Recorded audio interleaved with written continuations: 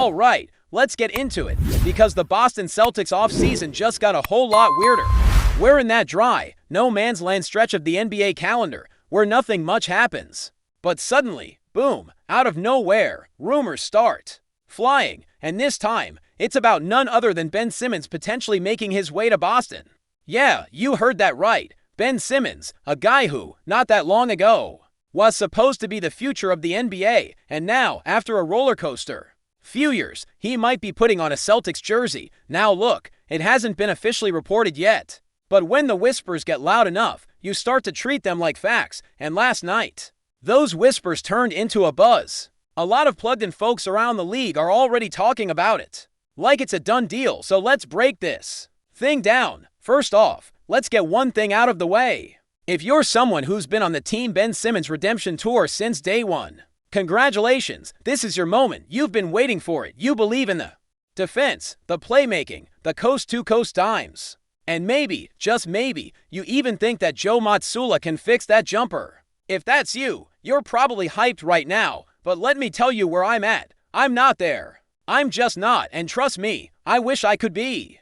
I wish I could buy into the idea that Simmons is about to bounce back, turn the clock back to Philly days and become a force again, but every time I try, I remember the numbers. I remember the games missed. I remember the hesitation, and most of all, I remember how this Celtics front office has been moving lately. And bringing in Ben Simmons, that doesn't scream let's win now. It feels more like let's hit the brakes. It feels like a soft reset, a gap year, maybe even a little tanking in disguise. And look, I know that sounds harsh. I know some people think Simmons just needs time, that he's been hurt, that he deserves another shot, and fine, let's say that's true. Let's be generous.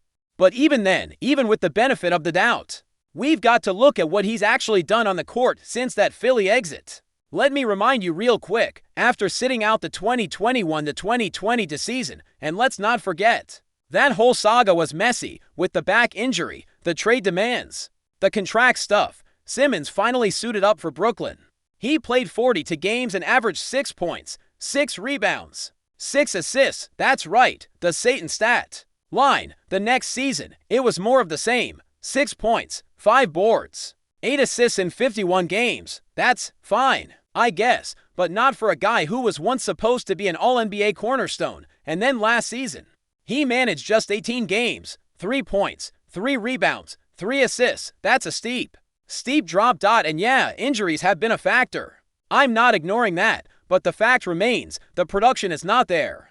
And for the Celtics, a team that's supposed to be a contender, that has Jason Tatum in his prime, bringing in Ben Simmons right now feels like a move that's less about the present and more about the financial books. Maybe they're cutting salary. Maybe they're trying to reset for a real push in 2026 to 2027. Because if Tatum's sitting this year out or taking it slow, and you're not going full throttle with the roster, maybe it does make sense to just kind of ride it out and reload. And who knows, maybe that's part of the plan. Maybe Brad Stevens and company are thinking, let's take Simmons on a vet minimum. Hope he shows some flashes, boost his value a bit, and flip him at the trade deadline. Maybe there's a playoff team out there in February that's willing to give up a second-round pick or some other asset. That's the optimistic take. Simmons gets a little shine. Boston gets a little something in return. Everybody wins.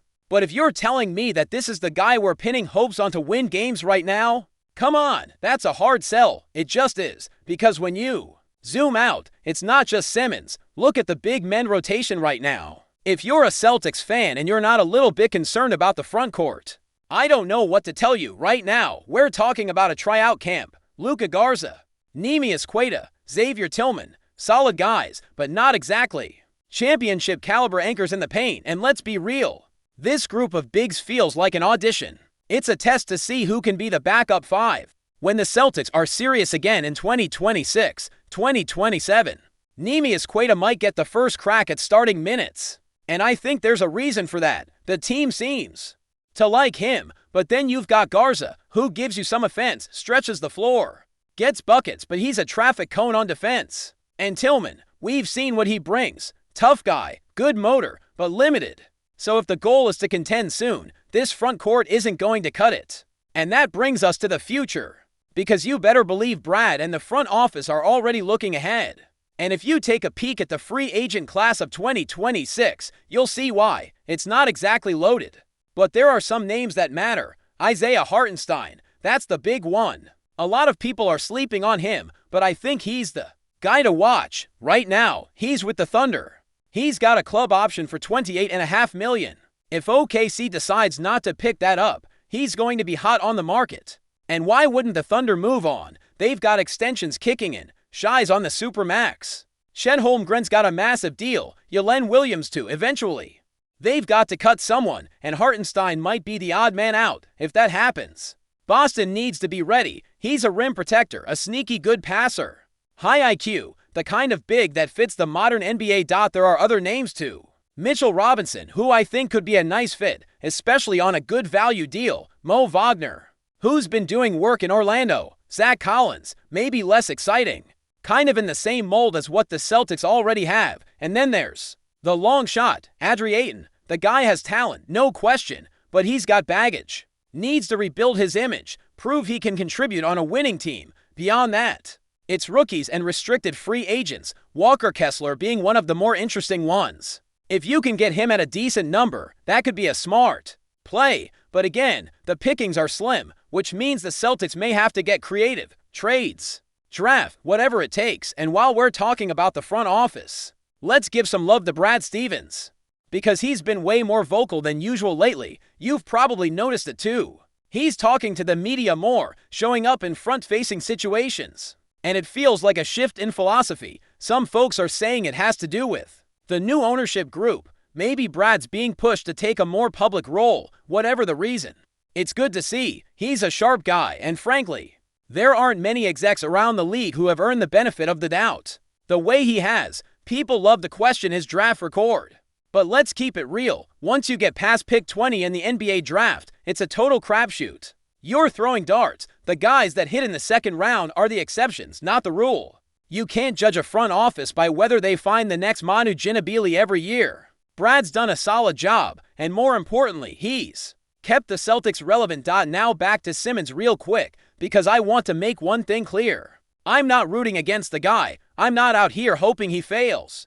If he comes to Boston, I hope he proves me wrong. I hope he finds his groove, gets healthy, and contributes. But based on what we've seen, that's a long shot. And for a team with big ambitions, or at least that used to have big ambitions, that's a gamble.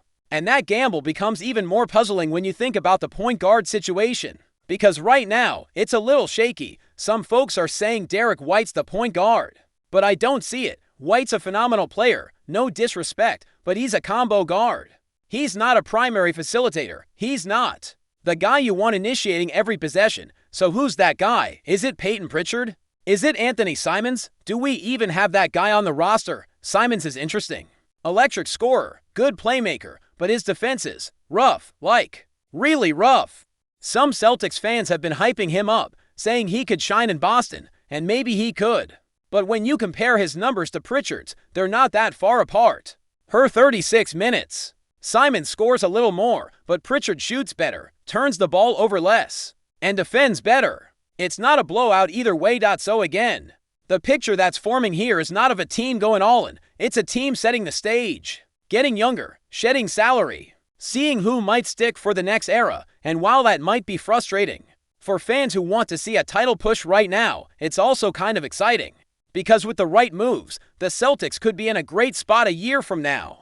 If Tatum takes this year to rest and reset, if the front office plays the long game, and if a couple of these flyers, Simmons, Queta, Garza, maybe even Bassi, hit, Boston could re-enter the contender conversation with flexibility, assets, and a refreshed roster. And yeah, it might mean taking some lumps in the short term. But if the long-term vision is clear, it could be worth it. But before we continue, please remember to subscribe to the channel and give the video a like. Your support helps us keep bringing you the latest news about the Boston Celtics. Feel free to share your thoughts on the news in the comments as well. In what could be one of the most intriguing whispers of the NBA offseason, speculation is mounting that the Boston Celtics may be preparing a bold move that would send shockwaves across the league. Sources close to the situation suggest that the Celtics have set their sights on none other than Los Angeles Clippers center Ivica Zubac, while no official trade has been confirmed.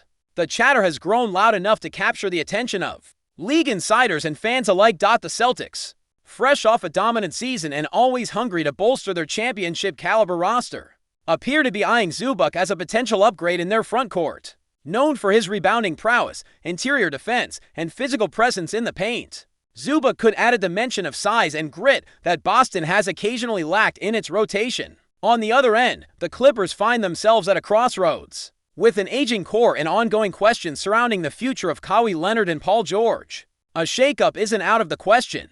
Zubac, one of their most consistent contributors, could fetch valuable assets in return, especially from a contender like Boston, looking to capitalize on its current window. The idea of Zubac donning green and white isn't entirely far-fetched. League insiders note that Boston's front office has long admired the Croatian big man style of play. His efficiency around the rim and ability to anchor a defense make him an attractive target, particularly for a team seeking to match up better against the likes of Giannis Antetokounmpo or Joel Embiid in a playoff series. Of course, until ink meets paper, all of this remains in the realm of speculation. But if the Celtics are indeed pursuing Zubac, it signals a clear intention. They're not just satisfied with being great.